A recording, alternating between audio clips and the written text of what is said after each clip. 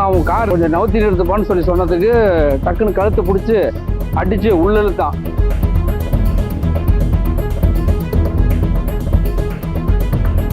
இவர் பிடிச்சி உள்ள இழுக்கும் போது நானும் அவனை அடித்தேன்.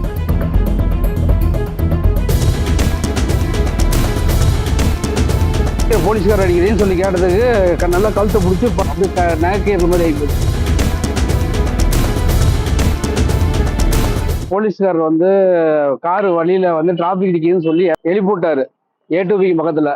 அதனால அவன் கார் திறந்தான். கார் திறந்துட்டு வெளியே எடுப்போம் கொஞ்சம் நவுத்தி நிறுத்துப்பான்னு சொல்லி சொன்னதுக்கு டக்குன்னு கழுத்தை பிடிச்சி அடிச்சு உள்ள இழுத்தான். மறுபடியும் அவர் வெளியே வரும்போது அவரை பிடிச்சி நல்லா அடிச்சு இந்த இடத்துல கட்டி பிடிச்சதுனால நான் ஏத்தாப்புல டீ குடிச்சிட்டு இருந்தேன். பார்த்துட்டு பார்க்கும்பொழுது இவர் பிடிச்சி உள்ள இழுக்கும் பொழுது நானும் அவனை அடிச்சு உள்ள தள்ளி போட்டு கார் லாக் பண்ணேன். டிராபிக் அதிகமாகி போச்சு, அதனாலதான் அந்த மாதிரி பண்ணணும்.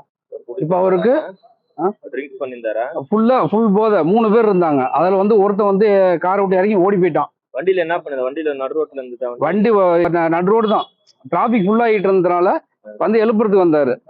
அதனால அந்த பிரச்சனை.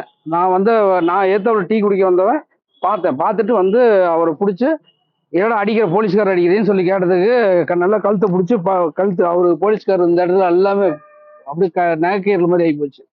அதுக்கப்புறம் தான் நானும் அடிச்சு உள்ள தள்ளி கார் லாக் பண்ணி விட்டுருந்தேன்.